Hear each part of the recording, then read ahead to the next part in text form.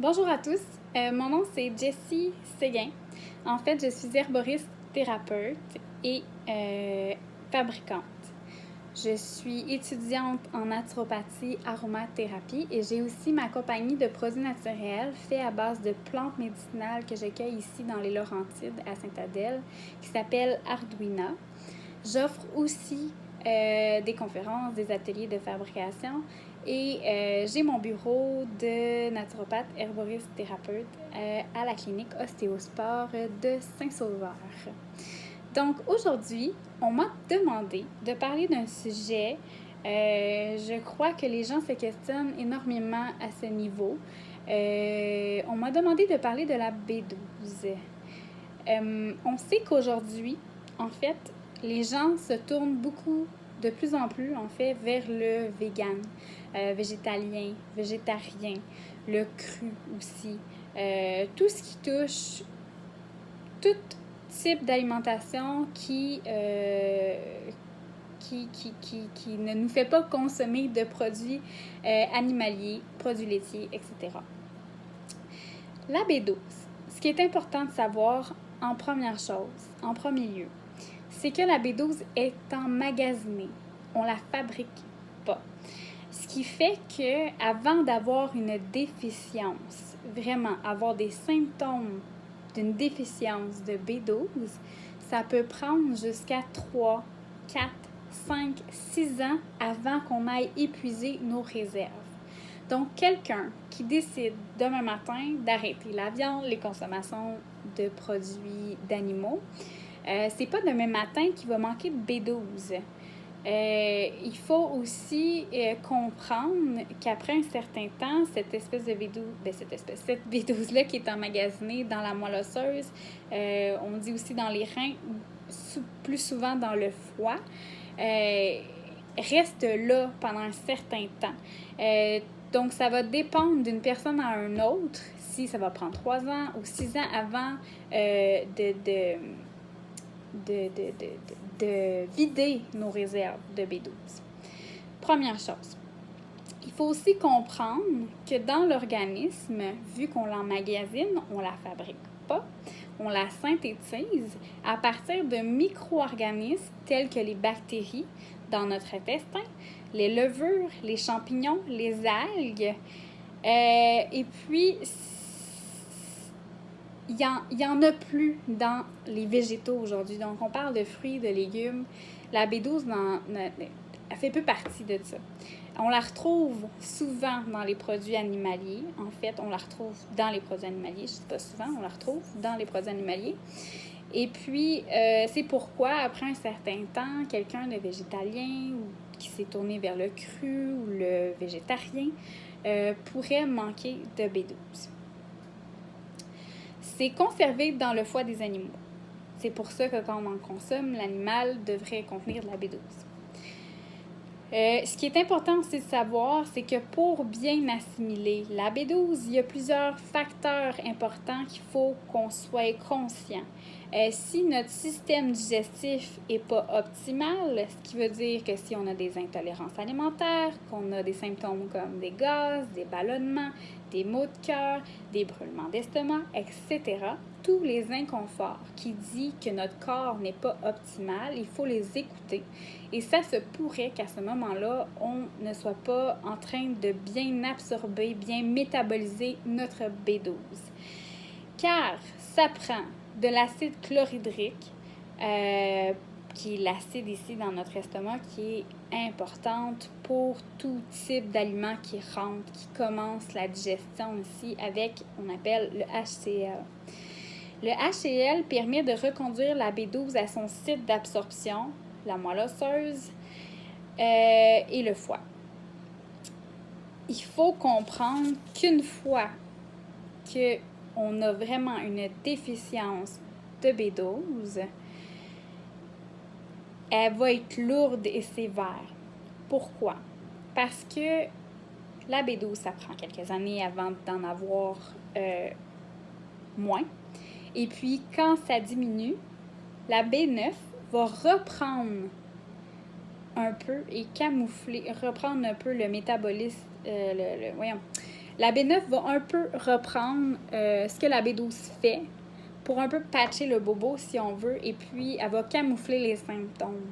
Fait que là, encore là, on va peut-être rouler sur cette B9-là pendant un certain temps. Donc, quand on a vraiment des symptômes qui débutent, c'est que la déficience, elle est réelle et il y a des conséquences à ça qui peuvent être reliées. Il faut comprendre que la B12 est essentielle à la synthèse de l'ADN, c'est pas rien, de l'ARN, des globules rouges et de leur maturation. Elle est importante aussi pour le système nerveux, énormément. Elle fait partie des composantes de la myéline. La myéline qui est un constituant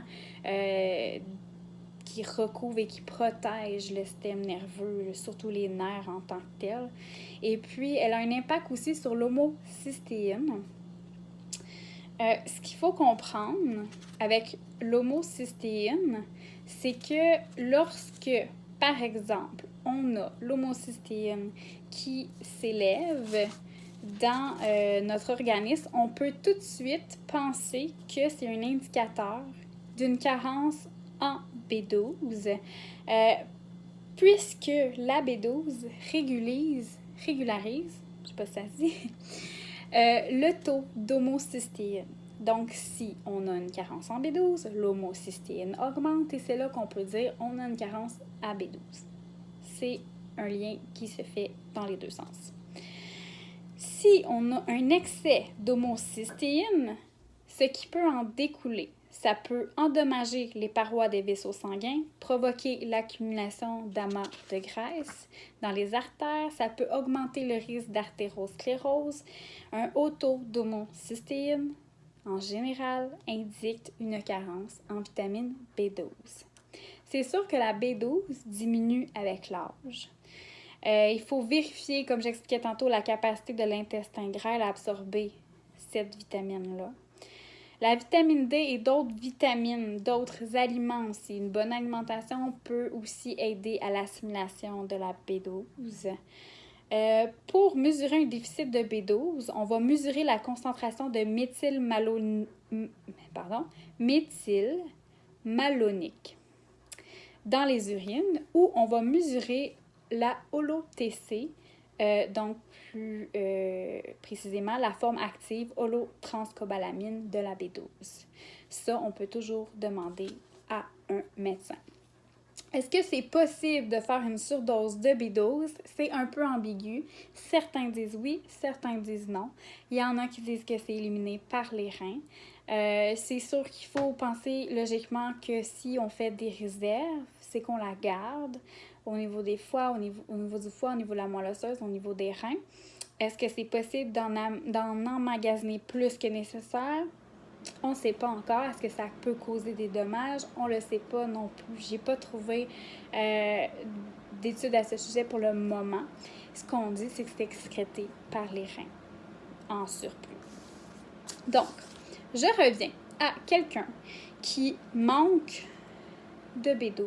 Qu'est-ce que ça peut causer? C'est quoi les conséquences d'un manque de B12? C'est quoi les symptômes d'un manque de B12? Donc, pour une déficience, on peut voir apparaître de l'anémie pernicieuse, des troubles digestifs, comme ça a un lien avec le système ici, l'anémie de Bermer, des désordres circulatoires, des dommages à l'endothélium vasculaire, de l'oxydation, je parlais de l'artérosclérose tantôt, des dépôts de mauvais gras, on va endommager les vaisseaux sanguins grâce à l'homocystéine qui va augmenter. Ça peut former des caillots, etc., etc. à ce niveau-là. Souvent, on va parler de faiblesse générale, faiblesse neurologique, des déficiences immunitaires aussi peuvent apparaître, des gens qui vont être souvent malades.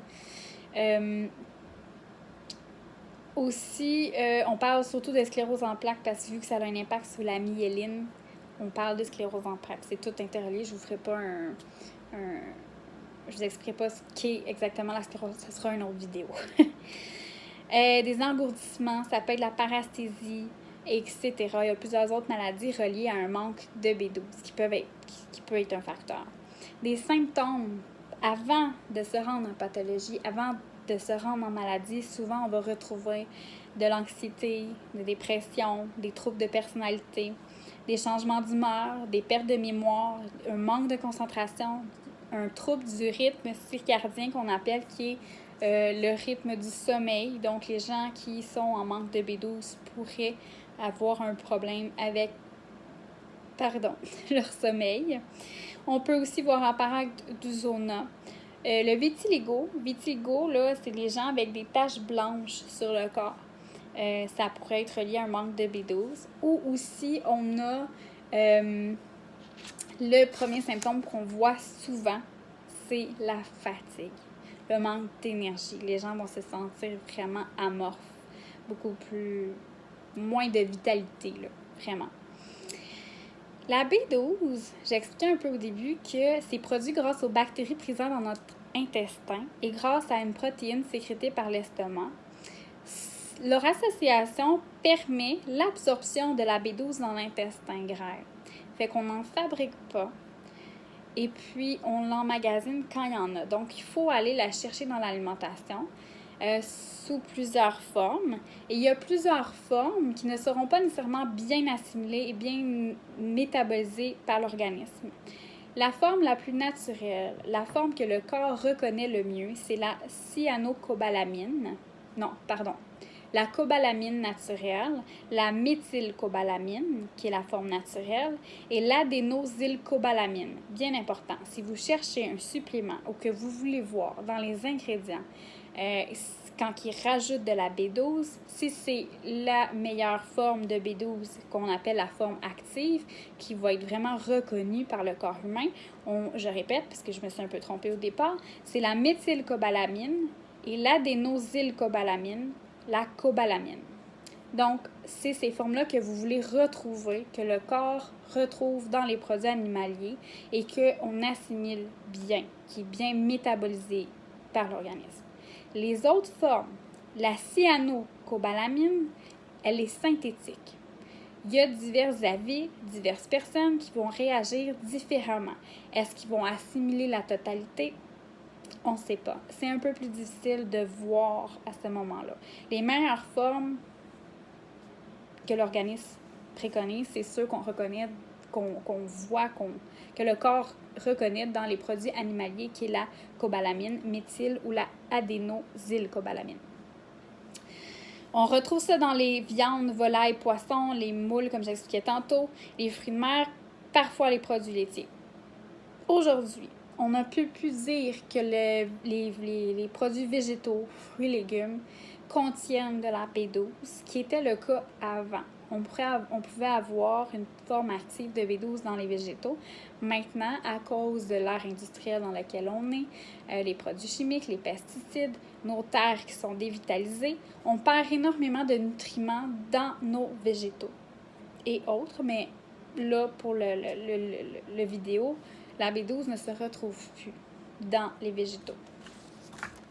On peut retrouver de la forme de B12 plus analogue qu'on appelle, c'est des formes qu'on retrouve par exemple dans l'herbe de blé, dans la chlorelle qui est une algue microscopique, dans le miso par exemple.